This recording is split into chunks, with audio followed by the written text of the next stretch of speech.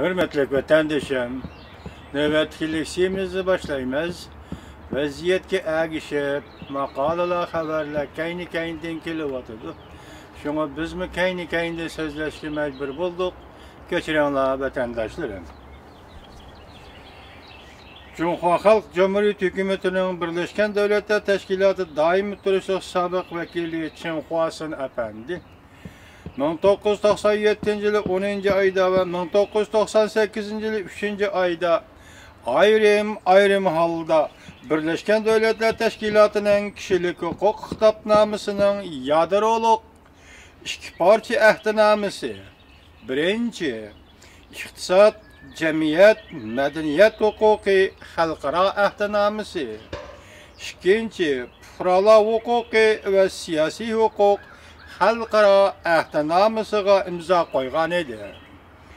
Cumhuriyet Halk Cumhuriyeti'nin Birleşken Devletler Teşkilatı daimi turuşluq sabık vekili qandaq şarait ve qandaq arıq görünüş içinde bu ehdinamelarga imza koygan edi. 1997 yılı 10. ayda Cumhuriyet Halk Cumhuriyeti'nin sabık reis Jiang Zemin Amerika Qo'shma Shtatlarini ziyorat qildi.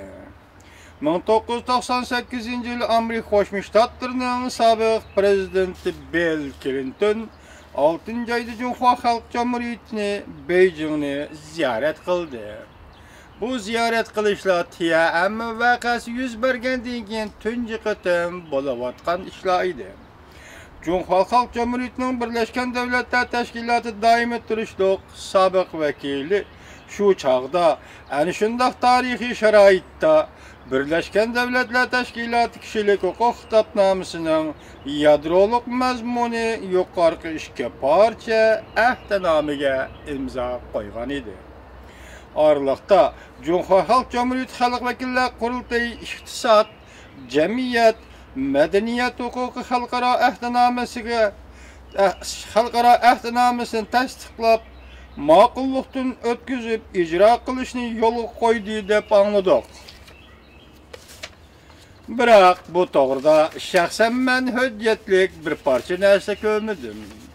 Biroq bu qatim Beijing xalqaro kishilik huquq ahdinamesini tasdiqlab, siyosiy islohotni ilgari suramdi mavzuli xabar 4. ayning 14. kuni Amerika ovozining Xitoy til programmasida e'lon qilindi. Ve men sizlarga leksiya qilib so'zladim.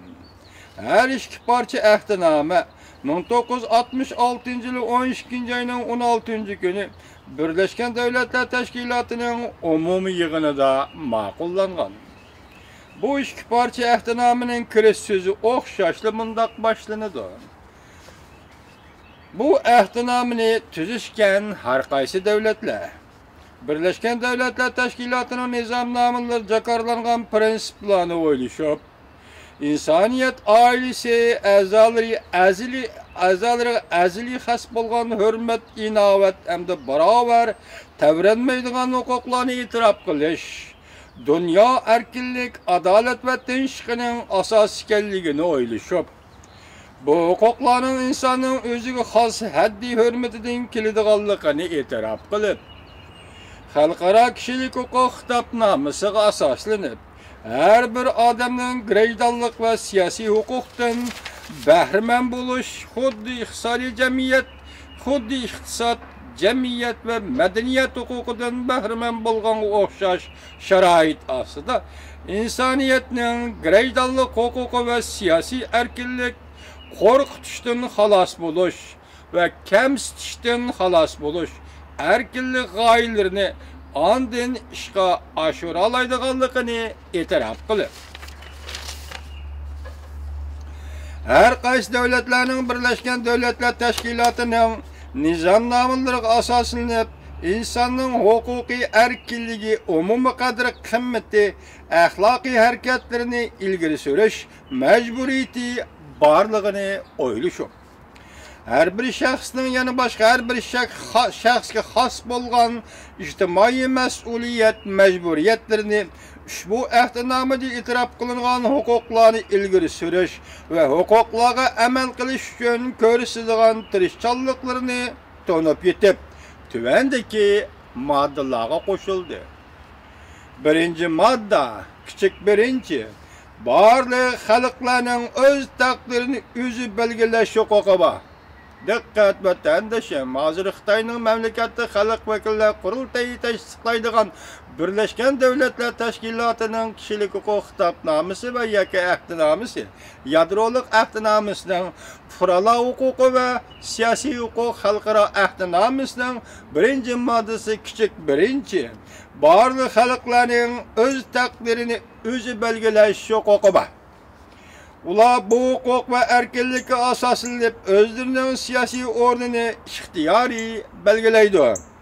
Ular bu hukuk ve erkinlikka asoslanib özlerinin siyasi o'rnini ixtiyoriy belgilaydi. Hamda özlerinin iqtisodiy, jamiyat, madaniyat taraqqiyotiga ixtiyoriy izlanadi. Ikkinchi, barliq xalqlar özlerinin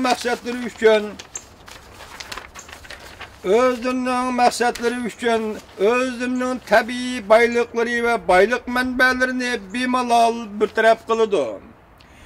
O'zaro manfaat yetkazishdan iborat xalqaro hamkorlikqa, xalqaro qonunlarning hosilati hisoblangan har qanday majburiyatlarga ziyon solmaslik prinsiplariga asoslanib, bu prinsiplarga ziyon solmaydi.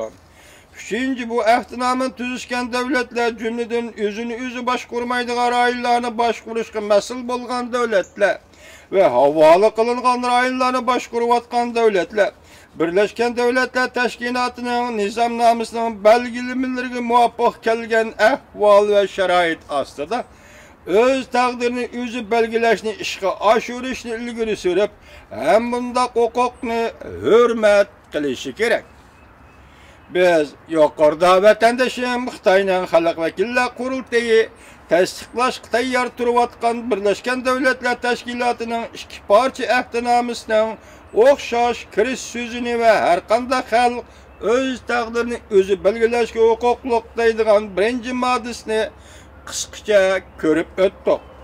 Xitoy hukumati bu ahdnamani ijro qilishini tasdiqlaydigan bo'lsa, bu holda Xitoy hukumati mush ahdnamalar asosida Cumhuriyet Halk Cumhuriyeti'nin asosiy qonunini o'zgartirish kerak bo'ladi. Xitoy hukumati asosiy qonunni o'zgartirishga jur'at qila olamdi?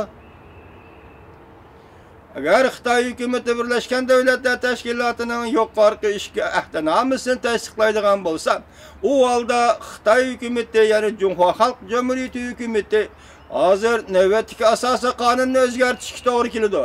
Xitoy hukumati buning jur'at qila olamdi? Biz Rais Xi Jinpingning bundan keyingi harakatlariga diqqat qilib turibmiz vatandoshim.